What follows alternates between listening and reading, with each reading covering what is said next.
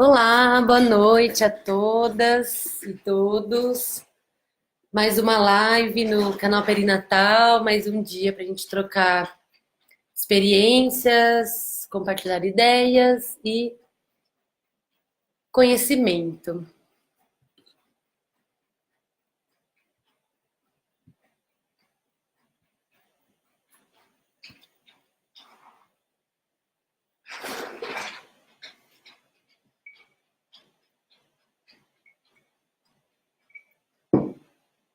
Não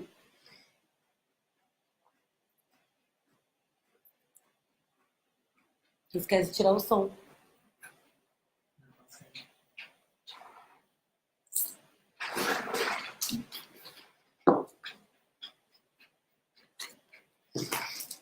Bom, vamos lá.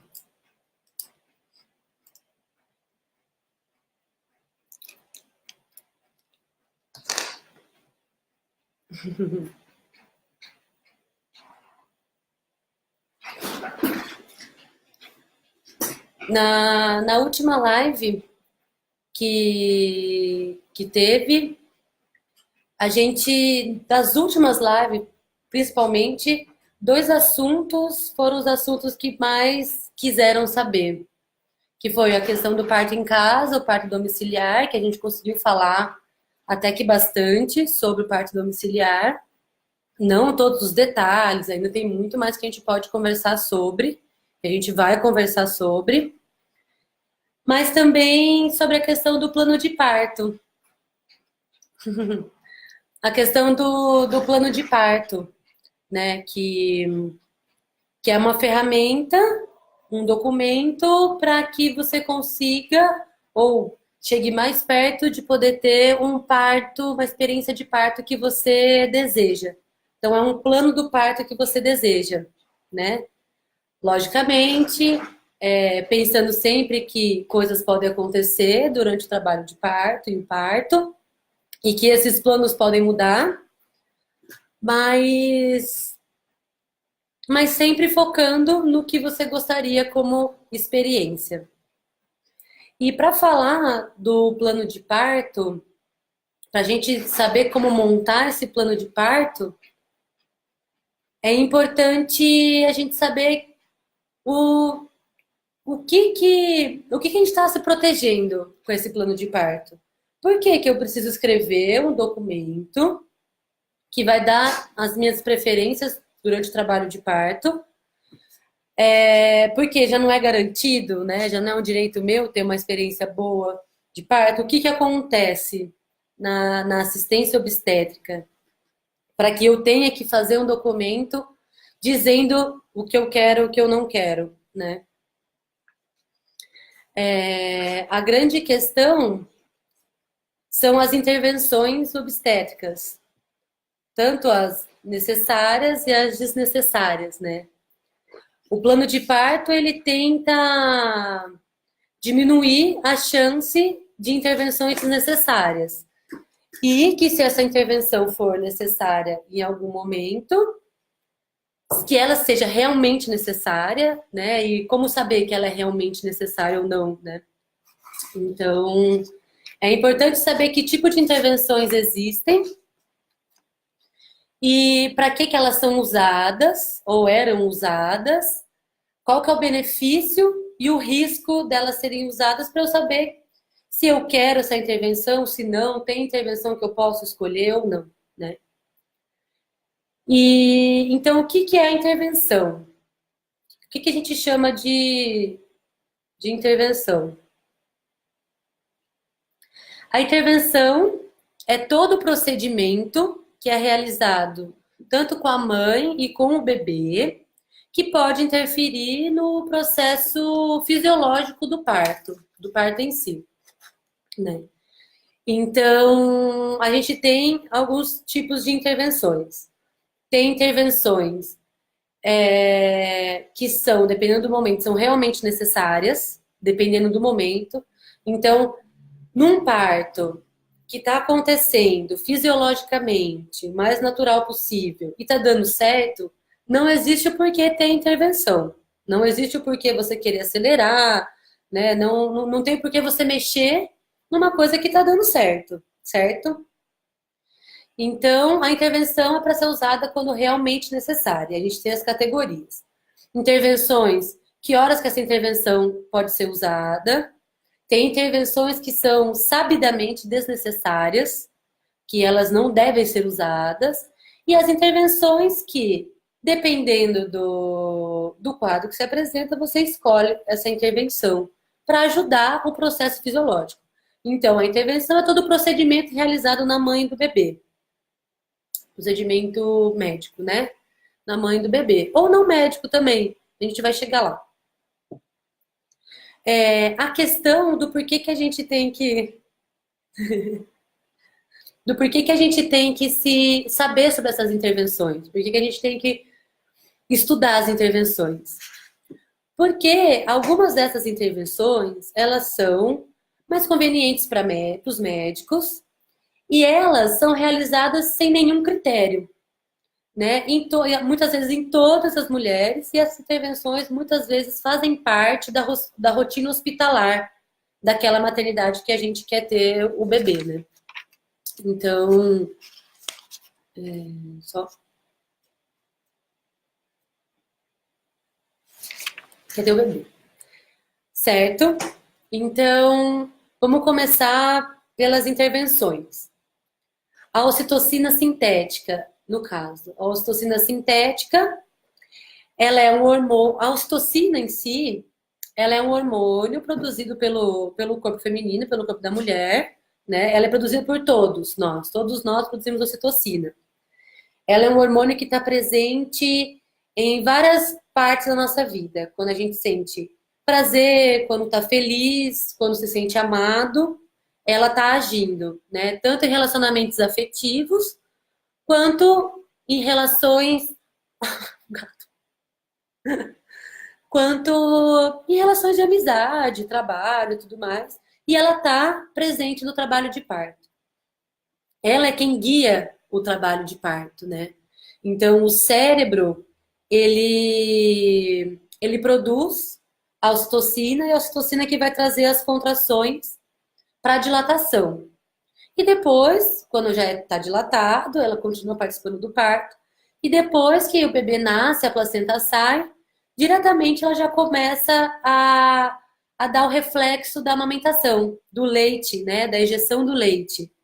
Então, ela é super importante para o ciclo do parto e do pós-parto, amamentação. Ela, naturalmente, do nosso corpo, certo? O que acontece? Ela existe a ocitocina sintética, que é um hormônio feito em laboratório, químico, que ele é muito parecido com o nosso hormônio ocitocina que o cérebro produz. E ela é usado para... Bom, se a ocitocina ela produz contração, a ocitocina sintética vai produzir contração também. Então, ela é usada para acelerar o trabalho de parto, né? A ocitocina natural ela é liberada aos poucos, ela não é totalmente liberada. O cérebro libera um pouco de ocitocina e, ao mesmo tempo, ele libera endorfina para também amenizar essa sensação de dor, né? Que o trabalho de parto, próprio do trabalho de parto, né? A ocitocina natural ela é liberada aos poucos. Então, as contrações naturais com a ocitocina natural, elas são como ondas. A contração, ela começa pequena, ela vai chegar num ápice de aperto. A contração é um aperto. Então, quando aperta a barriga e lá no colo do útero dilata. Ela é necessária, ela precisa existir para ter a dilatação do colo do útero. E quando a ocitocina é natural, ela vai, então chega num ápice, ela chegou, apertou, depois ela desce como se fosse uma onda, né? A maré vem, levanta e volta. E aí ela dá um tempo até uma próxima começar. Então as contrações são mais espaçadas, elas têm, durante o trabalho de parto natural, ela tem os intervalos diferentes em cada fase do trabalho de parto. Então, o cérebro consegue controlar bem como que essas contrações estão vindo. E isso a mulher também consegue controlar cada contração, passou a contração, ela consegue respirar melhor. O bebê também, depois da sensação de aperto, ele consegue se preparar, também respirar, descansar para a próxima contração. A ocitocina sintética, ela é aplicada através de um soro, né? Ela provoca as contrações também, só que são contrações mais intensas. Por quê? Porque não é o cérebro que está comandando. Você comanda na quantidade de gotas ou no aparelhinho que tem no hospital, que eles colocam lá quantas gotas por minuto, por segundo e tudo mais. Né? E aí ele consegue controlar. Mas mesmo assim, elas são mais intensas, elas não têm um intervalo como a contração natural tem. Elas permanecem sempre as mesmas, do início de quando colocou essa ocitocina sintética até o final, por isso cansa bastante a mulher. Aumenta a dor da mulher, porque enquanto o cérebro está controlando, ele está jogando ocitocina, mas está jogando endorfina. Quando a ocitocina sintética entra no nosso corpo, o cérebro ele não entende, ele não sabe o que fazer, então ele para de produzir a ocitocina e também as endorfinas. Então a gente tem uma sensação de dor maior com a ocitocina sintética. E por não ter tanto intervalo de tempo, aumenta mais o cansaço da mulher. Então, o que a gente percebe durante o trabalho de parto é que quanto mais tempo essa mulher está sendo exposta a uma ocitocina sintética, maior chance ao longo do trabalho de parto dela se cansar, dela não conseguir chegar até o final, dela desistir também, né? E então é mais fácil dela desistir do trabalho de parto quando você coloca uma ocitocina sintética. Então, sempre o melhor é que seja natural. Por que eles usam a ocitocina sintética? Ou por que foi inventada a ocitocina sintética? Ela foi inventada para controlar as contrações do trabalho de parto. Então, se ela é o hormônio da contração, você colocando, você aceleraria o trabalho de parto. É o que espera-se que faz. Em alguns casos, isso acontece. Outros casos acaba, na verdade, atrapalhando esse trabalho de parto. Às vezes era um trabalho de parto que ia acontecer, né? E por querer que vá mais rápido, a ocitocina pode estragar realmente o trabalho de parto. E voltando nessa questão da intervenção, a gente tem que lembrar que, pelo parto ser um processo fisiológico do corpo, reconhecido pelo corpo da mulher, qualquer intervenção que venha de fora, que o corpo não controle e não tenha colocado, qualquer intervenção que venha de fora para dentro do trabalho de parto, ela traz riscos. E às vezes até a possibilidade de precisar de outras intervenções a mais para corrigir aquela intervenção. Então, no caso da ocitocina, por exemplo, como ela cansa muito a mulher e também cansa o bebê pode ter uma diminuição de batimento cardíaco, né? Então, por que você vai mexer num trabalho de parto que está indo? Mesmo que demorado, né? Essa questão do trabalho de parto está demorando. E ter que usar uma intervenção para o trabalho de parto ir. Uma outra coisa que acontecia e acontece muito é que às vezes a gente tem um falso trabalho de parto, não é o trabalho de parto mesmo. O falso trabalho de parto, ele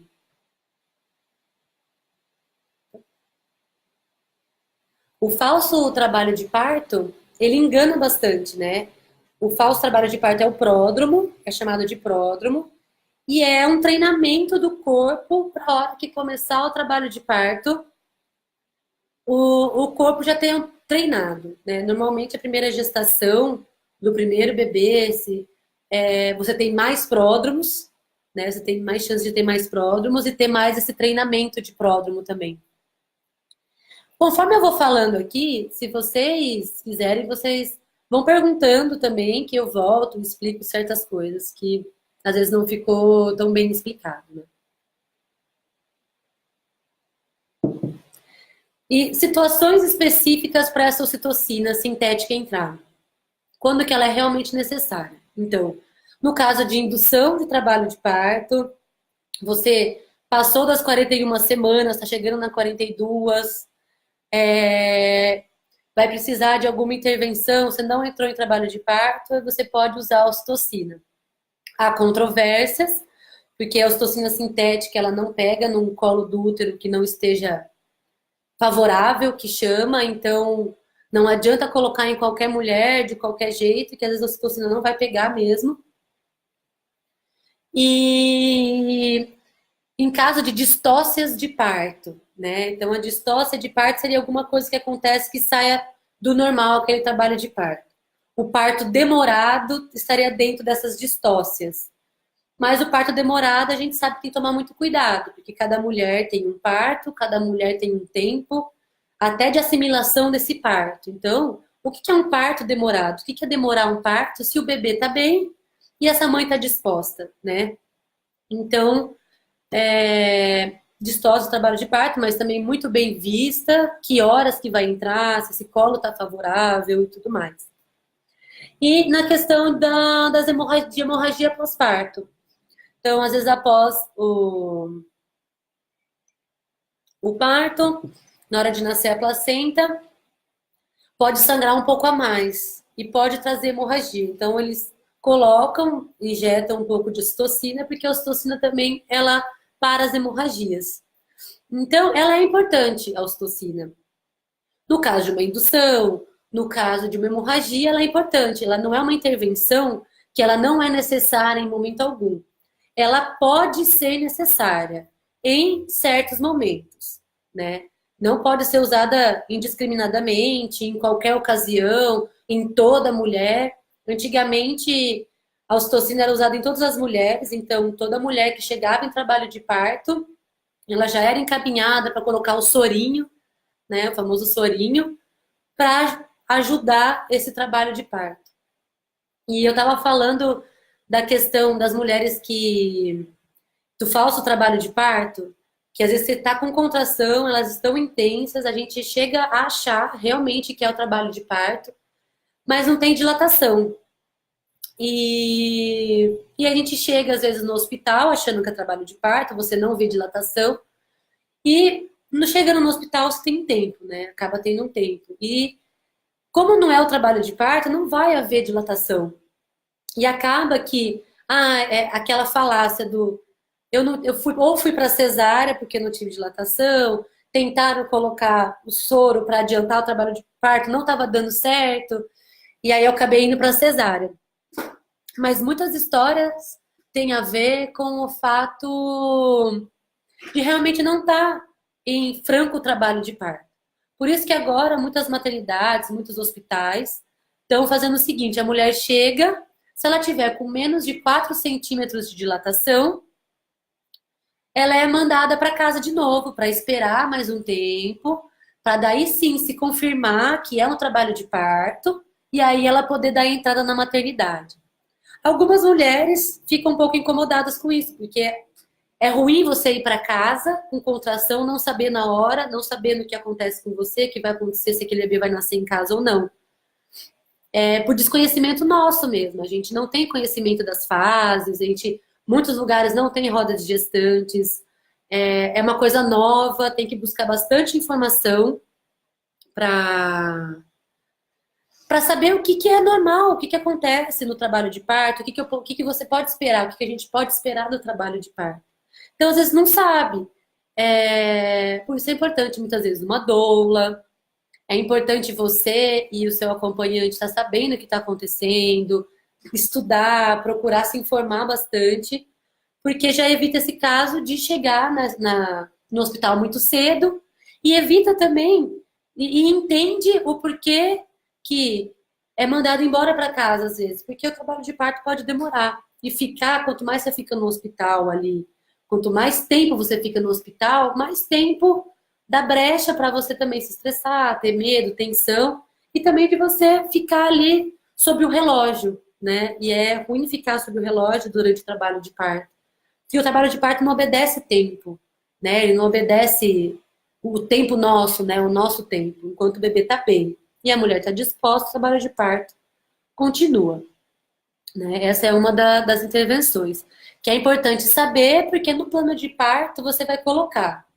Eu não gostaria de que colocassem ocitocina ou soro sem meu consentimento. Eu não gostaria de usar isso, né? Então, é importante saber para que serve. Tem uma outra intervenção que se fazia muito, hoje já está parando e ela é totalmente desnecessária de se fazer, é a tricotomia, que é a raspagem dos pelos pubianos. Antigamente toda mulher era feita raspagem e tudo mais, e dava muito alergia. E na verdade é pior porque pode trazer mais doença, porque você está raspando os pelos, vai machucar, vai abrir ferida, e ali pode ser um foco de inflamação, de infecção também. Então é perigoso e desnecessário, né, para a mulher. Porque ela, na verdade, pode causar fissuras na pele e aumenta o risco de infecção. E muitas vezes era só usada mesmo para facilitar a episiotomia, que é aquele corte que o médico faz para o bebê, entre aspas, sair mais fácil. A gente também vai falar da episiotomia, né? Sobre o que é. O enema.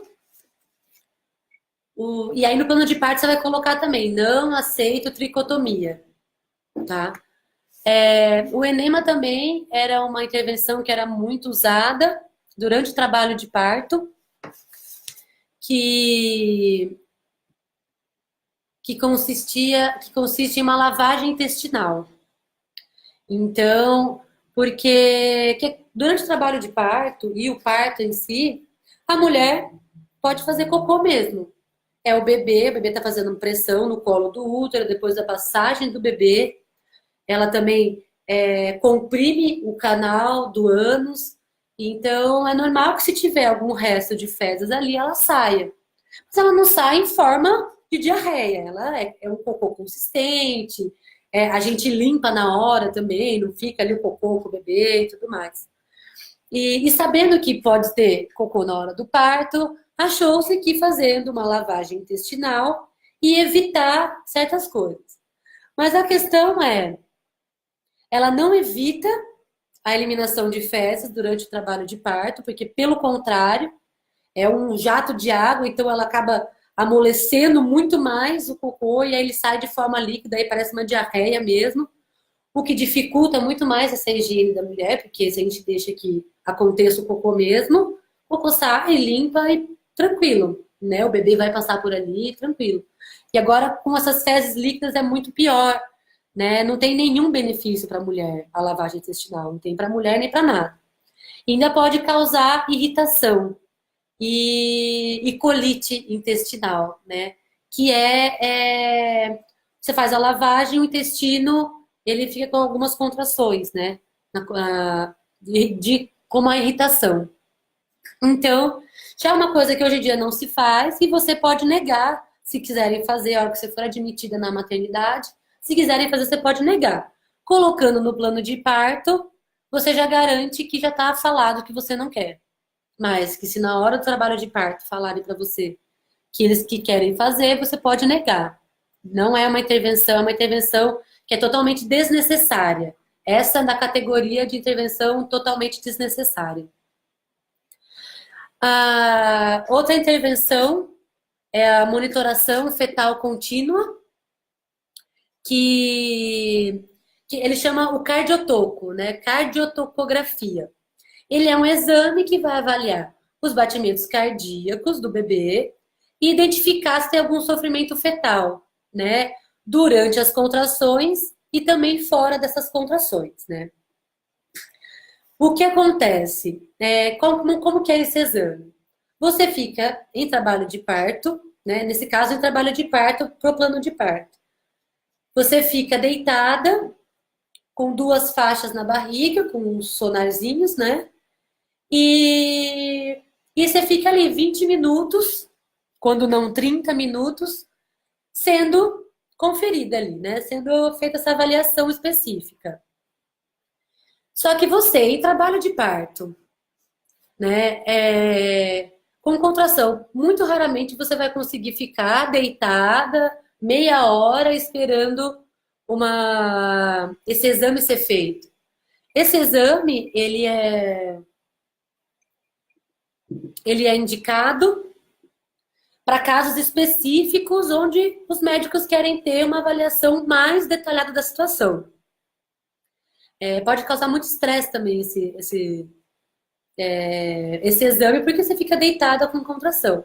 Mas, por exemplo, seu bebê está com o batimento oscilando muito, eles ouviram no sonar, está com esse batimento oscilando muito, e, e surgiu alguma dúvida se o bebê está com uma vitalidade boa mesmo ou não, aí ok, fica lá 20 minutos, 30 minutos, que não tem problema, né? Porque realmente é uma coisa necessária. Mas em uma mulher que tem uma gestação de baixo risco, de risco habitual, né, como é a maior parte dos casos, essa monitorização fetal contínua, ela é desnecessária e vai causar mais estresse do que trazer benefício. Nada que o sonarzinho mesmo, o sonar que eles usam, seja ouve o batimento do bebê, e tranquilo. Só em caso específico de alguma achar que o bebê não está tendo vitalidade tão boa, que na contração o batimento baixa, aí sim é legal que seja feito esse exame, né? A Organização Mundial da Saúde, ela fala que deve ser usado o sonarzinho, um sonar para ausculta fetal, intermitente que fala, durante o trabalho de parto. Então, o trabalho de parto tem várias fases. Na fase ativa, pode ser ouvido numa gestação que está fora de risco ou num parto que começou fora do risco também. Com baixo risco, né? Não tem fora de risco, mas com um baixo risco. Na primeira fase do trabalho de parto, você pode ouvir a cada algumas horas. Conforme entra na fase ativa do trabalho de parto, já tem que ser ouvido um pouco mais perto, porque as contrações estão mais fortes. E na hora do expulsivo do bebê, aí é interessante que seja ouvido mesmo a cada 15 minutos, né? Para ter um acompanhamento de qualidade do bebê, de como esse bebê está vindo durante o trabalho de parto. Porque qualquer coisa que mude, tem que ser feita alguma coisa. Então é importante que tenha essa ausculta fetal, que é o sonarzinho que pode ser escutado embaixo do chuveiro, pode ser escutado na cama, de quatro apoios, em qualquer posição. Né? Você não precisa estar deitada para ele escutar você. Então você pode estar na posição que você tiver, eles vão escutando. Tem que ter esse aparelho de ausculta. Mas aquele outro aparelho, que é o do cardiotoco, a cardiotocografia,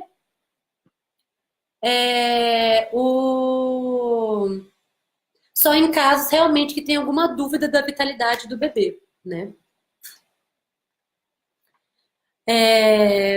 Outra coisa que era muito feito, intervenção que era feita, que é tido como uma intervenção também, mas é a litotomia que chama, mas é o bebê, é a mulher ter o bebê deitada, que era a posição clássica durante o trabalho de parto. Então, a mulher vai ter o bebê, é colocado na maca, totalmente na horizontal, com as pernas levantadas, como se a gente fosse fazer o exame ginecológico. O Papa Nicolau tem essa posição, né? É uma posição clássica que já foi muito tempo usada, né? Essa posição. Só que ela, ao longo do tempo, ao longo dos estudos, foi percebendo que ela é a pior posição para se parir um bebê. Na verdade, ela mais dificulta do que ajuda, né? Ela é uma posição para o médico olhar, tá? Uma posição boa para o médico. Mas para a fisiologia do parto, para a mulher e para o bebê, ela não tem ajuda alguma, não tem benefício, né? Ela é uma posição que diminui a abertura da saída pélvica, da saída do bebê. Então, a gente tem o cóccix, eu estou sem meu material didático, mas a gente tem o cóccix, E quando a gente está deitado, o cóccix é pressionado. E aí esse cóccix trava um pouco essa saída do bebê, ela fecha um pouco a abertura, né? Obriga a mulher a ter que fazer mais força, e uma força que é contra a gravidade, né? Por que a gente fala das posições? Porque a posição vertical, a gravidade, a própria força está ajudando o bebê a dilatar e a descer no canal do parto, canal vaginal. A própria gravidade. Então, a gente tenta usar a gravidade ao nosso favor durante o trabalho de parto, porque ela diminui a dor, a sensação de dor, e facilita a saída do bebê. Então, ela é uma posição que é contra a gravidade. Se você não está conseguindo a ajuda da gravidade. E ela aumenta a pressão sobre o períneo, né? Que a gente vai falar também uma hora sobre o períneo e as lacerações. E traz o risco de lacerações muito maiores, né? Porque o bebê, ele tem que ser empurrar, ele precisa muito mais força para sair, isso acaba mais laceração. E antigamente tinha o subir em cima da barriga da mãe e ajudar o bebê a nascer, para sair mais fácil. Que essa também é uma intervenção que é totalmente desnecessária, em nenhum momento ela é necessária durante o trabalho de parto. E só, na verdade, traz mais malefício do que propriamente benefícios, né? Por isso que a gente fala tanto das posições para o bebê nascer. Porque as posições ajudam o bebê a sair mais fácil, né? A gravidade vai ajudar o bebê a sair mais fácil. O ideal é que a mulher, durante todo o trabalho de parto e, e o próprio parto, o nascimento do bebê, a mulher tem que ter liberdade para escolher a posição que ela quer durante o trabalho de parto ou fora do trabalho de parto, né? Fora, assim, durante o trabalho de parto ou durante o parto. Ela pode escolher as posições que ela pode ficar e escolher a posição que ela quer parir, né? Normalmente a mulher já vai sentindo, ela sente intuitivamente vontade de estar agachada, vontade de ficar em quatro apoios, vontade de se escorar em alguma coisa, se sente melhor sentada numa banqueta, né? Então a mulher intuitivamente ela vai tomando algumas posições durante o trabalho de parto. E isso é bem interessante para ela, né? E também você vai colocar no seu plano de parto essa questão das posições, da liberdade de posição, tanto no trabalho de parto quanto durante o parto em si. Outra intervenção que a gente coloca no plano de parto como não querendo é o rompimento artificial da bolsa, né? Que é introduzido uma agulha, tipo de uma agulha de crochê no canal vaginal, que vai romper a bolsa do líquido amniótico. Rompendo a bolsa, o trabalho de parto pode se acelerar mais. Só que assim, a ideia é que rompa a bolsa e o trabalho de parto acelere, mas nem sempre acontece isso. Nem sempre acontece o que a gente acha que vai acontecer. E, inclusive, esse procedimento ele traz ele aumenta o risco de infecção no bebê, né? Ele aumenta o risco do prolapso de cordão, que chama.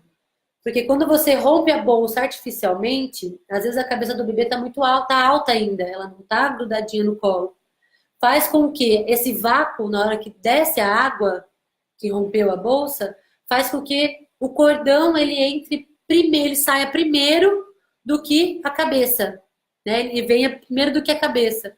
E no que o cordão sai, a cabeça como se estancasse o oxigênio do bebê e as passagens sanguíneas, né, do bebê. E o bebê pode entrar em sofrimento fetal. Então, ela não é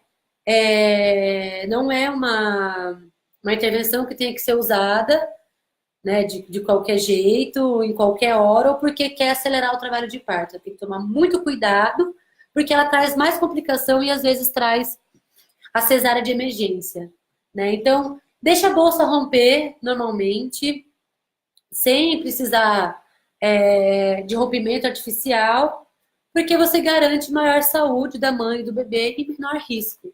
E é aquela coisa, o que é um parto demorado, né? Quanto que é o tempo do trabalho de parto? Não existe um tempo para o trabalho de parto. Enquanto a mãe e o bebê estejam bem, não existe um tempo. E todas as intervenções, elas aparecem para ajudar em alguma coisa, só que às vezes ela não quer dizer que vai acontecer o esperado, né? Então às vezes precisa de outras intervenções para ajudar nessa intervenção, né? Outra intervenção. E aí tá, aí no plano de parto a gente vai colocar também.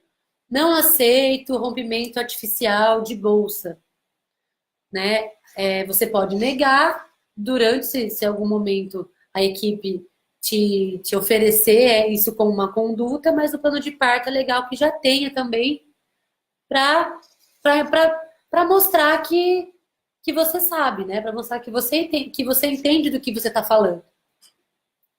Porque a gente não monta o plano de parto sem entender, né? Todo mundo que montou um plano de parto, pelo menos, você teve que ler algumas coisas. Então, tá dentro, né, do que está acontecendo.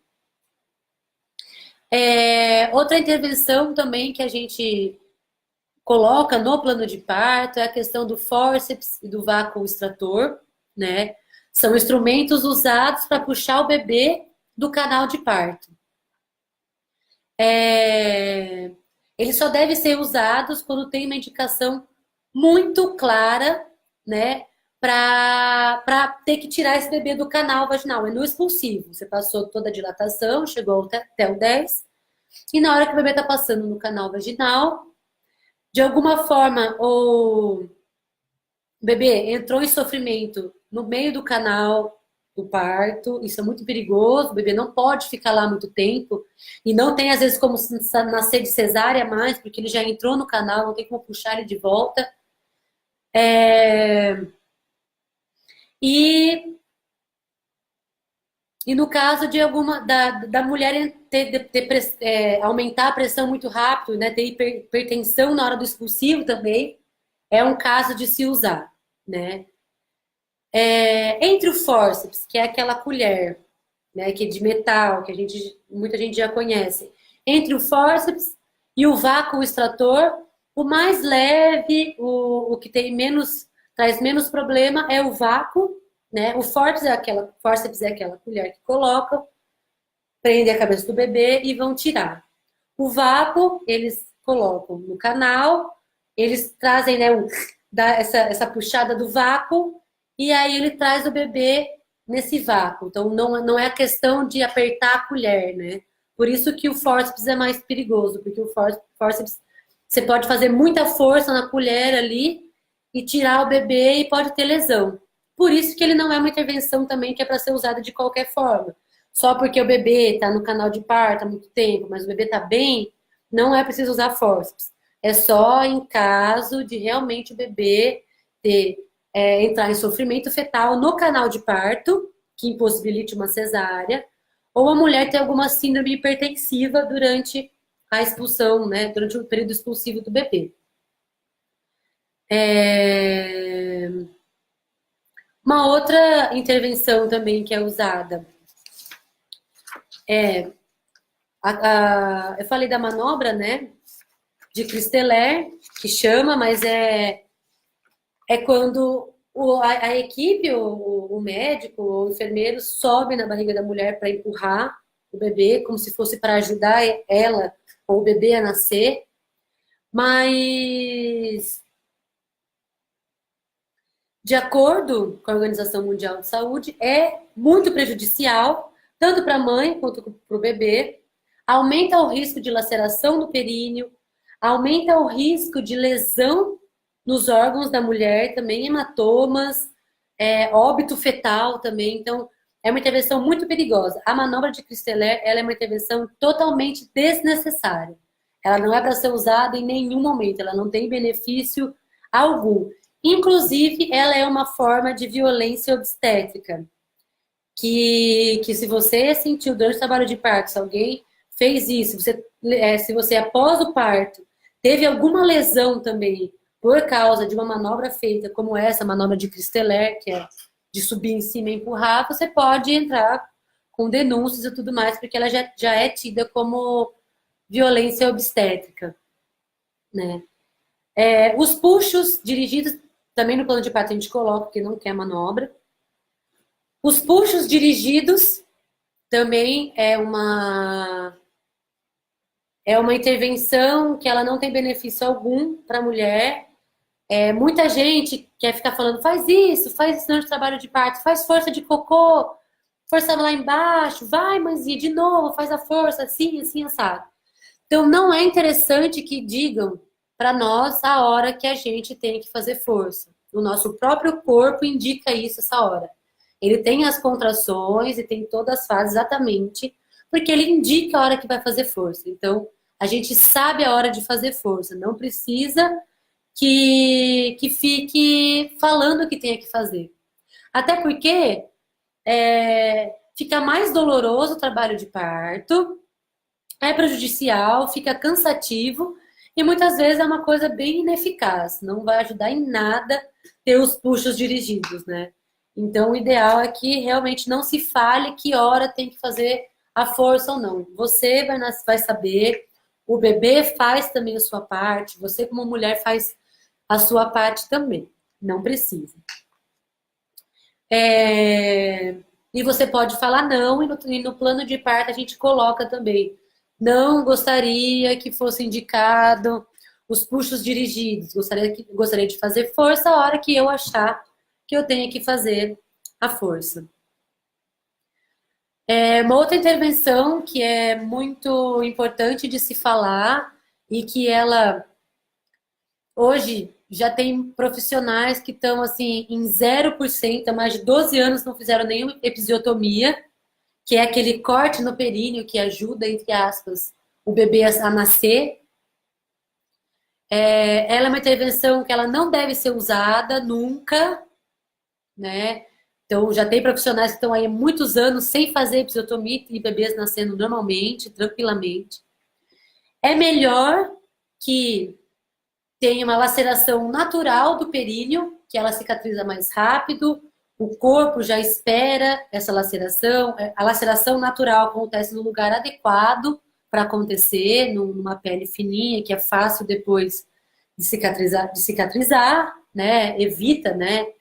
Muitas infecções e tudo mais, do que o corte da episiotomia, que é o corte feito com uma tesoura ou um bisturi, né? E aí, quando é feito o corte, não tem, passa às vezes, vai para músculo, às vezes muitos pontos, né? E é uma violência obstétrica, a episiotomia, não é para ser usada em nenhum caso.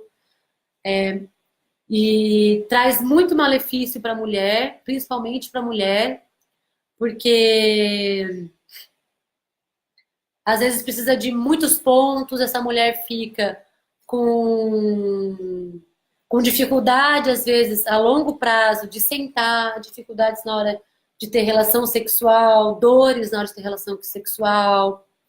Tem mulher que fala que sente que a episiotomia ela é sentida também. Então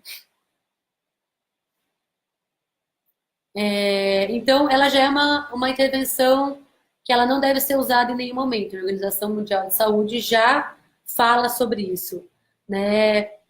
Mesmo se houver alguma laceração natural, essa laceração tem menor risco e ela é muito mais rápida de a cicatrização, né? O que acontece? Ela pode causar danos irreparáveis na área, né, do períneo, na região íntima, compromete a vida sexual da mulher e compromete muito a autoestima. Tem mulheres até que na hora de colocar um biquíni, dependendo de como foi feita esse corte, ultrapassa partes, né? Então, fica cicatriz, né? Então, que seja laceração natural. E aí a questão da laceração natural.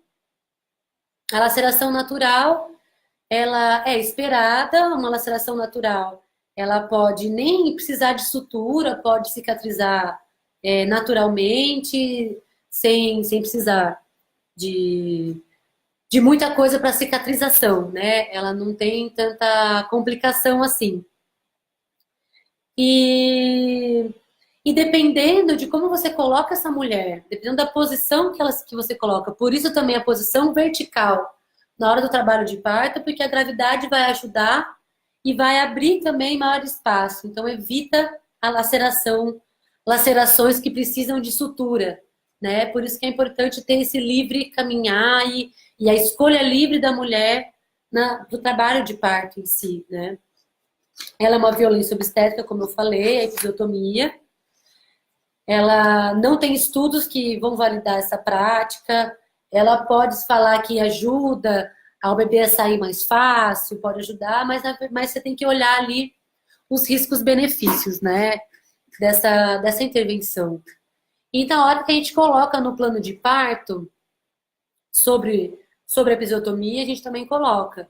Não aceito, em hipótese alguma, a episiotomia. Porque ela é uma prática que não tem estudo algum que ajuda, né? A melhorar essa prática. A melhorar o parto em si, né? Se eu esqueci de mais alguma coisa.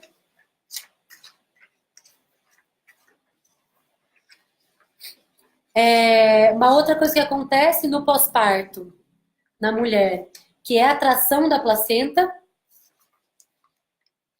né? É a atração da placenta. Então, o bebê nasceu, o próximo nascimento é o nascimento da placenta. O bebê nasceu bem, veio pro colinho da mãe, e aí ela sente algumas contrações, alguma cólica, que é o descolamento da placenta do útero, que ela também sai. A gente não fica com a placenta. Ela é um órgão que só é formado a hora que você tem o bebê e também no final, depois que o parto acontece, a placenta ela se descola da parede do útero e ela sai naturalmente. O ideal é que ela saia naturalmente. Então, em bebês saudáveis, né, você coloca o bebê para amamentar nos primeiros minutos de vida. E o fato de você colocar esse bebê para amamentar, a própria amamentação já manda mais ocitocina, o corpo já entende que o bebê nasceu, então ele precisa naturalmente desgrudar essa placenta.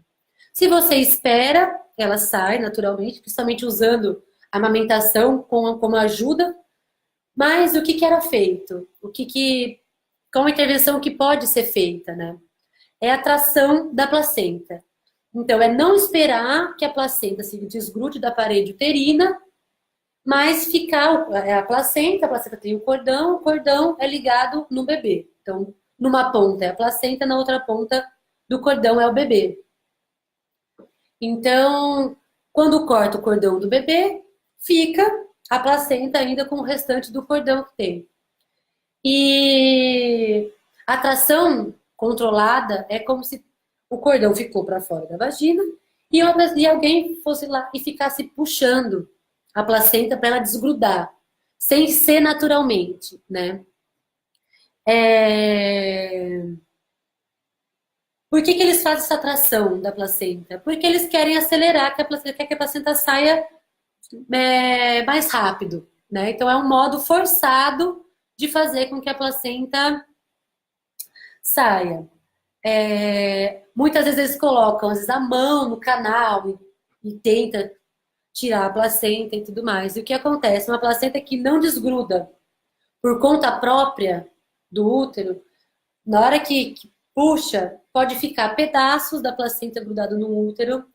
Esses pedaços de placenta, na hora que o útero vai se contrair para voltar ao seu tamanho normal após o bebê já ter nascido, você pode dar risco de infecção e ter que voltar depois para fazer curetagem e tudo mais, fazer raspagem do útero para tirar esse pedaço. O pedaço pode apodrecer, traz infecção e tudo mais. Então, é diferente dela nascer naturalmente, que ela naturalmente se desgruda da parede do útero e aí diminui essa chance de ficar pedaços. Outra coisa é que pode trazer também chance de hemorragia, né? Porque você tracionou a placenta desgrudou muito rapidamente, muito bruscamente também, e isso pode dar um sangramento fora do normal. A gente já tem um sangramento do pós-parto e que é tido como normal. E a gente vai sangrar ainda por um tempo do pós-parto, como se fosse uma menstruação, mas não é uma menstruação. E só que o risco da placenta sair com essa tração é que ela se desgrude e cause uma hemorragia. E aí é muito perigoso uma hemorragia no pós-parto, aí tem outras intervenções que tem que ser feito, correria. Essa primeira hora que o bebê era para ficar com a mãe, se curtindo, criando vínculo, ficando com a mãe, com o companheiro, com o acompanhante que for, criando esse vínculo, tendo essa amamentação na primeira hora de vida, já é totalmente já é tirada essa chance, né? Então, outras correrias acontecem para evitar a hemorragia. Por isso que é importante que a placenta saia no seu tempo natural e que, com alguma dificuldade que tenha dela sair, coloque o bebê no seio, essa placenta vai desgrudar mais naturalmente, mais facilmente, né? E no plano de parto a gente coloca isso também. O plano de parto ele é dividido entre trabalho de parto, parto e o pós-parto imediato, que é essa questão da tração da placenta, né? A gente está com pouco tempo agora. Eu tenho que falar sobre as intervenções do recém-nascido também, que no plano de parto a gente coloca as intervenções do recém-nascido. O que pode acontecer com o bebê, o que fazem com o bebê, o que é necessário fazer, o que é desnecessário, o que você pode negar, né? E se a gente começar agora também a falar, vai ultrapassar o nosso tempo. Então, essas foram as intervenções necessárias e desnecessárias para a gente ficar sabendo o que escolher, o que quer ser feito, ou o que não, o que pode escolher, o que não, né? Vai ser colocado no plano de parto para melhorar essa experiência do trabalho de parto, né? Lembrando que o trabalho de parto, quanto mais natural e quanto mais ele seguir fisiologicamente o ciclo, melhor é, menos intercorrência tem. Quanto mais intervenção a gente vai colocando durante o trabalho de parto que sejam desnecessárias, elas podem, inclusive, atrapalhar esse trabalho de parto e precisar de outras intervenções para sanar aquela primeira intervenção que foi feita. Então, tem que tomar muito cuidado e saber mesmo que intervenções podem acontecer ou não, a gente também poder negar essas intervenções. É um direito nosso poder negar intervenções. Dentro do bom senso de que o bebê esteja bem e a mãe esteja disposta também, esteja bem, né? E aí pode se escolher tranquilamente o que fazer. Então fica para a próxima as intervenções com o recém-nascido. Quero falar para vocês sobre os canais que a gente tem do canal perinatal, né? Canais de informação. Então eu produzo textos pelo Medium, né? São textos sobre gestação, parto, pós-parto, tanto esse que a gente conversa aqui, e outras coisas também que eu trago dos cuidados naturais durante essas fases todas. Então eu também coloco lá alguns textos sobre, falo sobre algumas desses cuidados naturais, falaremos mais ainda. Então já tem textos no Medium, vou colocar para vocês aqui o link desses textos para vocês lerem e ver o que achou. É no Medium, a plataforma chama Medium, de textos. Outra coisa também, tem o Instagram, tem o Facebook da página, que também o Facebook é mais movimentado para as lives e também os informativos dos textos. A gente replica esses textos tanto no Instagram como na página do próprio Facebook, né, do canal Perinatal. E temos também o canal do YouTube, que já tem alguns vídeos, já temos vídeos, inclusive vídeos próprios e outros vídeos que são as lives que a gente tem feito aqui. Que essa live número 4, isso quer dizer que vai fazer um mês de terças-feiras falando com vocês, pulando só uma terça-feira que teve gestante e trabalho de parto. Então faz um mês que a gente está com essa proposta das lives. As lives na íntegra, elas já estão indo para o canal do YouTube. Você pode acessar lá o canal Perinatal também o nome. E eu quero pedir para vocês se inscreverem no canal, porque não só para acompanhar o meu trabalho, mas também porque a gente precisa de um número de inscritos para poder mudar aquela URL do canal. Então, youtube.com/canal perinatal. Esse seria o ideal, né? E para isso a gente tem que movimentar mais o, o canal do YouTube. Então, se puderem, se vocês puderem se inscrever, olhar, dar um feedback para mim também, eu acho que é muito importante que tenha esse feedback do que vocês estão achando, o que vocês estão precisando, né? O que precisa mudar, sugestões, tudo. Isso aqui está sendo um caminho trilhado dia a dia, né? Ele está sendo criado a cada passo que dá, estamos criando isso e é importante que a gente crie com vocês, né? Então, de informes é esse. Confere lá os nossos meios, nossos canais, né, de informação de qualidade, baseada em evidências científicas, experiências próprias. A Aline está falando sobre as palestras, né, as rodas de gestantes que a gente faz presenciais. Aqui em Botucatu, com o apoio e parceria da Secretaria Municipal de Saúde, da Liga de Ginecologia, Obstetrícia e Mastologia da Unesp, a gente tem essas parcerias, né? Elas acontecem a cada 15 dias, às quartas-feiras, às 18h30. Então, amanhã a gente vai ter essa palestra, que é como ter um parto humanizado.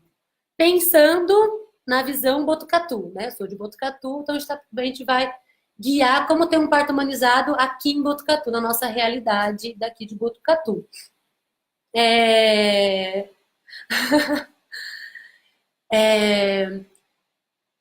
Então, é a cada 15 dias, quarta-feira agora vai ter essa como ter um parto humanizado.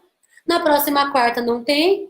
Então, na outra, que é hoje é dia 4, então mais 7, 11, dia 18 de dezembro, quarta-feira, às 18h30, na Secretaria de Saúde, vai ter a última do ano, que é uma oficina de plano de parto. Que a gente vai falar, vai seguir o que eu estou falando aqui, as intervenções e como montar esse plano de parto. Aline, vai ter então essa próxima, dia 18 de dezembro. A gente sempre tem, né? A gente vai voltar em janeiro, vai ter um recesso, mas em janeiro a gente vai voltar. A gente sempre coloca um cronograma, faz uma programação de no mínimo 6 meses, então dá para vocês se programarem, né?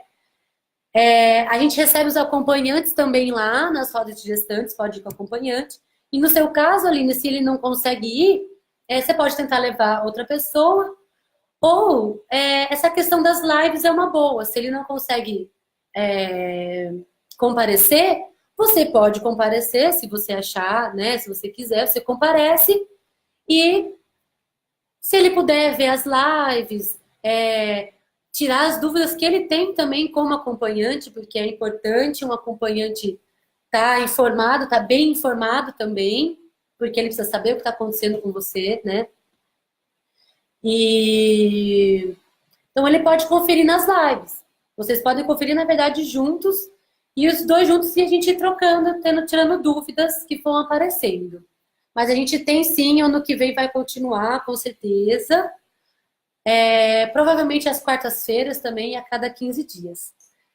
A Roda Gestantes, ela é uma iniciativa gratuita, né, presencial, uma roda presencial, uma palestra presencial. E elas são gratuitas a toda a comunidade. Participam gestantes, tentantes, acompanhantes, profissionais da área, os estudantes aqui da medicina e de enfermagem da Unesp também, eles frequentam, então a gente consegue criar uma coisa bem legal, é muito, muito importante. E é isso, então. Se vocês gostaram, por favor, passem para quem vocês conhecerem que está gestante ou que quer gestar. O ideal não só que a gente entre nesses assuntos quando já estamos gestando, mas que se a gente quer gestar, a gente tem vontade que a gente possa começar um pouco antes já entender tudo que pode acontecer, né? Que é importante já chegar, né, com um esclarecimento e com consciência, né? Então é isso. Ai, Bia, obrigada. Com certeza, quando você estiver grávida, estarei aí à disposição. Vamos conversar. Vai ser uma honra para mim poder acompanhar também a sua gestação, seu parto, seu pós-parto, o que eu puder fazer. Próxima terça-feira, então, tem mais uma live. Nessa live, a gente vai falar sobre as intervenções com o recém-nascido. O que é procedimento protocolado e não num hospital, o que é necessário e não também, num atendimento no hospital.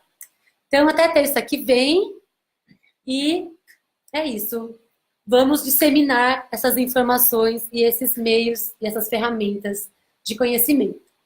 Obrigada e até a próxima.